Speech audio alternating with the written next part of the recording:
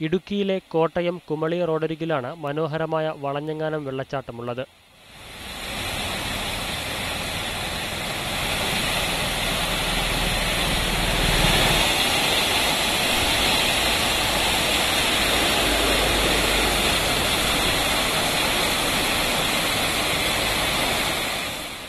ഇതു കാണാൻ ദിനംപ്രതി നൂറുകണക്കിന് വിനോദസഞ്ചാരികളാണ് ഇവിടെ എത്തുന്നത്. പക്ഷേ ഹെയർപിൻ വളവിലുള്ള ഈ വെള്ളച്ചാട്ടം കാണാനായി എത്തുന്ന സഞ്ചാരികൾക്ക് വാഹനം പാർക്ക് ചെയ്യാൻ വേണ്ട സൗകര്യങ്ങളില്ല. ഇതുമൂലം വളവിൽ പാർക്ക് ചെയ്യുന്ന വാഹനങ്ങൾ അപകടങ്ങൾക്ക് കാരണമാകുന്നു.